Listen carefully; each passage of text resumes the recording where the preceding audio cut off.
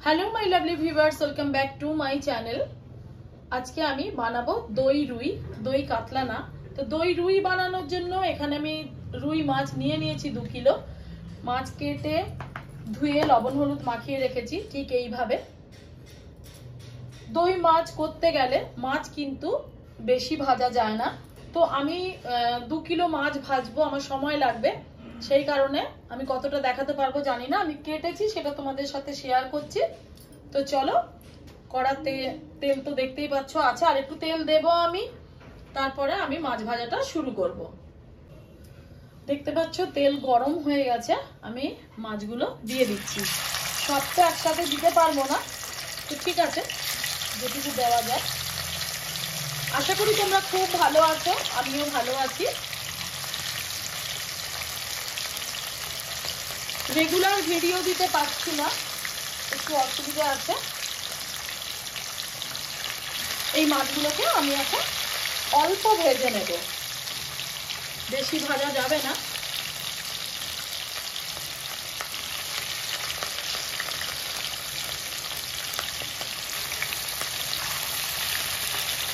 এটা এখন একটু ভাজা হোক। দেখতেই পাচ্ছ মাছগুলো কি সুন্দর ভাজা হচ্ছে। এর থেকে বেশি আমি ভাজবো না, কারণ এর থেকে বেশি ভাজলে দই মাছে একেবারেই ভালো লাগে না। আচ্ছা, তোমরা সকলেই দই কাতলা খেয়েছো, কিন্তু দই রুইও খুব ভালো লাগে খেতে যদি মাছটা টাটকা হয়। আর পুকুরের হলে তো কথাই নেই। সে যাই হোক, এই আমি কিভাবে করছি সম্পূর্ণ আমার নিজস্ব একটা রেসিপি, খুব সাধারণ রেসিপি, মানে সকলের বাড়িতেই এগুলো থাকে। দই মাছ করাটা এমন কিছু ব্যাপার না। তো ঠিক আছে, চলো আমি মাছটা এবার তুলে নেব, তোমরা দেখতে থাকো। মাছগুলো তুলে নিচ্ছি, এর থেকে বেশি একেবারেই ভাজবো না। তো আমি দেখাচ্ছি, টাটকা মাছ হলে কখনোই বেশি ভাজার দরকার হয় না। কি অবস্থাতে তুলছি আশা করি তোমরা দেখতে পাচ্ছ। আশা করি তোমরা খুব ভালো আছো, আমিও ভালো আছি। আর বেশ কিছুদিন ছাড়া ছাড়া এখন আমি ভিডিও দিচ্ছি, কারণটা 2-3 জন জানতে চেয়েছো, আমি সেটা পরে বলবো। এই যে মাছের অবস্থা, এটা দেখে নাও।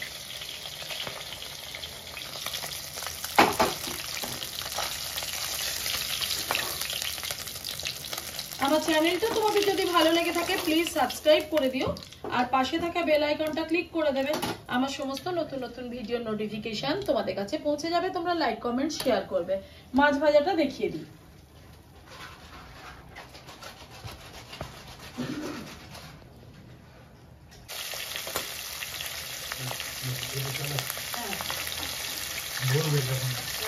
ওই একবার ব্লেন্ড করে দাও, তাহলে সুন্দর হয়ে যায় আর কি।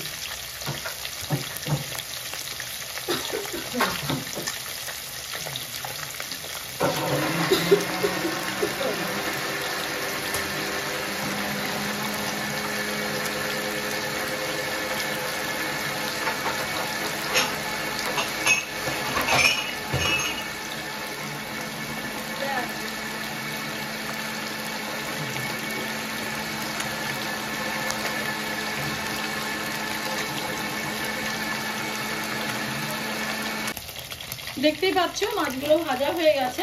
এবার আমি সম্পূর্ণ রান্নাটা করে ফেলবো, খুব ঝটপট হয়। আর একটা কথা বলছি, দই মাছে বা দই পটলে আমি কখনোই রসুন খাই না, তোমরাও খেও না। আদা জিরে রসুন কোনো কিছুরই দরকার হয় না, শুধু পেঁয়াজ আর অল্প একটুখানি আদা হলে চলে, না হলেও চলে। আমি পেঁয়াজের সাথে আদাটাকে পেস্ট করে রাখি, তো সেই কারণে আমি আদাটা এর মধ্যে দিয়ে দেবো অল্প একটুখানি। আর দেবো লঙ্কার গুঁড়ো, টক দই, অবশ্যই টক দই। আর টক দই দেওয়ার সময় আমি বহু ভিডিওতে বলেছি, গ্যাসটাকে একেবারে বন্ধ করে দিতে হয়, অথবা গ্যাসটা একেবারেই কমিয়ে দিতে হয়, না হলে টক দইটা পেটে যায় আর ছানা ছানা দেখতে হয়ে যায়, তরকারিটা দেখতেই খারাপ হয়ে যায়। তো এবার আমি মাছগুলো তুলে নিলাম, দেখাচ্ছি কি অবস্থাতে মাছগুলো এখন আছে, দেখে নাও। একেবারে অল্প ভাজতে হবে, আর টাটকা মাছ বেশি ভাজার কোনো দরকার নেই। যে পরিমাণে তেল কড়াতে আছে সেই তেলেই আমি রান্নাটা করব, বেশি তেল আমি দেব না। তো এখন আমি দিয়ে দিলাম অল্প একটু চিনি, কালারের জন্য আমি চিনি দিয়ে দিলাম। এবার দেব গোটা গরম মশলা, শুকনো লঙ্কা, তেজপাতা। আচ্ছা, আলাদা আলাদা ভাবে আমি অনেক কিছুই দেখাতে পাচ্ছি না, আজকে খুব তাড়া আছে। এরপরে আছে নারকেল চিংড়ি, সেটাও আমি ভাবছি তোমাদের সাথে শেয়ার করব। তো এই কারণে আমি আলাদাভাবে কিছুই কিন্তু তোমাদেরকে শেয়ার করতে পারছি না। আমার অ্যালবামে প্রচুর দই মাছের ভিডিও আছে, তোমরা দেখতেই পাবে, দেখে নিও।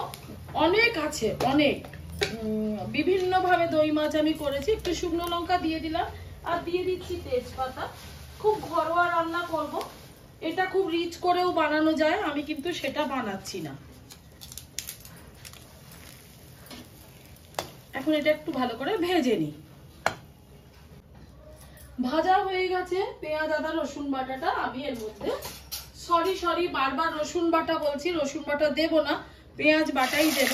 পেঁয়াজ আর অল্প একটু আদা এর সাথে আমি পেস্ট করে রেখেছি, পরিমাণ মতো আমি দিয়ে দেব।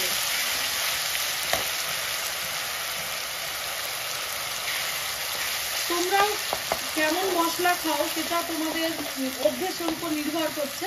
তো আমি যেই পরিমাণে দিয়েছি পেঁয়াজ বাটা আদা বাটা, তোমরা বুঝে দেবে, তোমরা যেভাবে বাড়িতে অভ্যস্ত। একটু ভালোভাবে ভাজা হয়ে গেলে এর মধ্যে দিয়ে দেবো লঙ্কার গুঁড়ো আর হলুদের গুঁড়ো।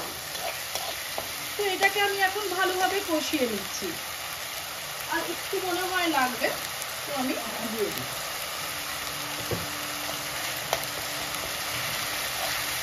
একটু কষিয়ে নিই। এবার আমি দেব পরিমাণ মতো লঙ্কার গুঁড়ো। বেশি ঝাল ভালো লাগে না, আবার না ঝাল হলেও ভালো লাগে না। এবার দিচ্ছি হলুদ।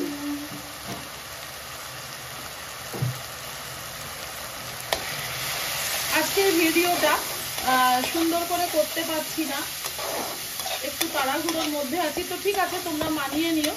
আর আমার চ্যানেলটা তোমাদের যদি ভালো লেগে থাকে প্লিজ সাবস্ক্রাইব করে দিও, আর পাশে থাকা বেল আইকন ক্লিক করে দেবে। আমার সমস্ত নতুন নতুন ভিডিও নোটিফিকেশন তোমাদের কাছে পৌঁছে যাবে। তোমরা লাইক কমেন্ট আর শেয়ার করবে।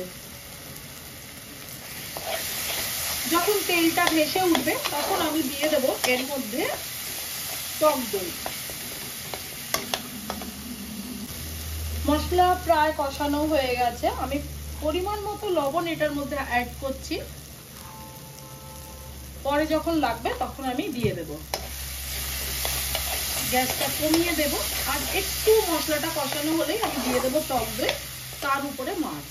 আর প্রপার ওয়েতে আমি যে দই মাছ বানাই সেই ভিডিও আমি অনেক দিয়েছি ইউটিউবে, এবং পরেও দেব। তোমরা যদি জানতে চাও তো প্রপার, একেবারে প্রপার যেভাবে দইয়ের মধ্যে মাছটাকে ভিজিয়ে রেখে করতে হয় সেটা আমি পরে করে দেখাবো। তো ঠিক আছে, এখন এটা কষানো হয়ে গেছে, এর মধ্যে আমি গ্যাসটাকে একেবারে কমিয়ে দিয়েছি। আর টক দই আমি এখানে 500 টক দই ফেটিয়ে রেখেছি মিক্সিতে, তো প্রয়োজন মতো টক দই আমি এটার মধ্যে অ্যাড করে দেব।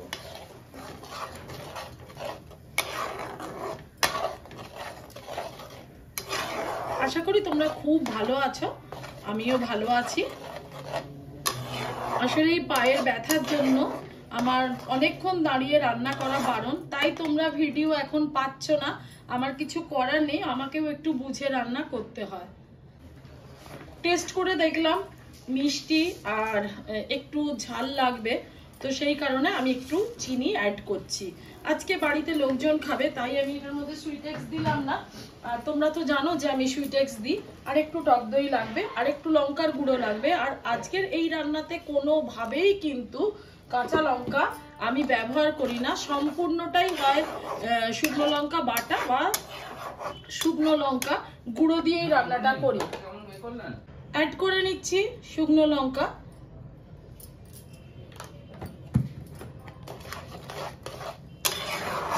এবার আমি মাছগুলো দিয়ে জাস্ট লিডটা দিয়ে দেব। তারপরে আমার যে স্পেশাল গরম মশলার গুঁড়োটা আছে, যেটা আমি আমার দাদার রেস্টুরেন্ট থেকে নিয়ে আসি, সেই গুঁড়োটা দিয়ে আমি লিডটা লাগিয়ে দেব। এখন আমি এটার মধ্যে অল্প একটু জল অ্যাড করব। পরিমাণ মতো জল আমি দিয়ে দিলাম। একটু ফুটে উঠবে, তারপরেই আমি মাছগুলো এর মধ্যে দিয়ে দেবো।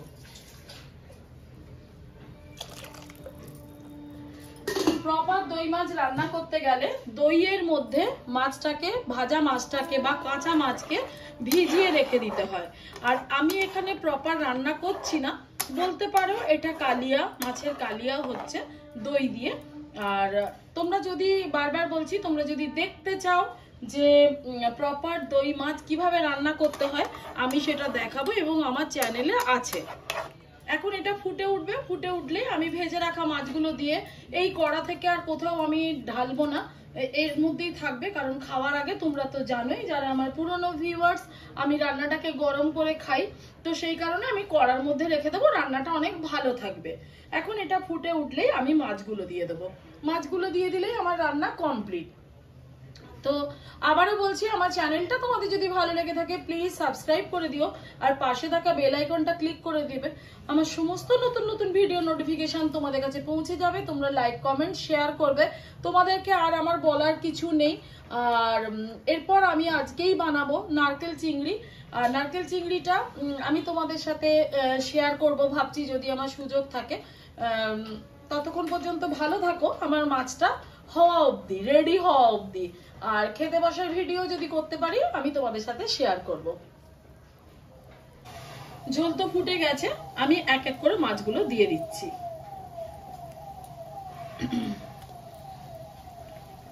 জানি না কেমন হবে, দইটা তো দেখতে পাচ্ছি অল্প কেটে গেছে। যাই হোক, সেটা কোনো ব্যাপার না, খিদের সময় মানুষ খেয়ে নেবে। আর আমার রান্নাটা একেবারেই কমপ্লিট। যদি পারি তো খাওয়া দাওয়ার সময় সেটুকু শেয়ার করব। আজকে বাড়িতে অনেক লোকজন আসবে, সেই কারণেই আমার এত মাছ রান্না করা। নইলে তোমরা তো আবার বলবে দুটো মানুষ খাও, এত মাছ কিসের? কোনো কারণ নেই, এটাই কারণ। আমার বাড়িতেও লোকজন আসে, আমি সেগুলো ভিডিওতে কাউকে দেখাই না।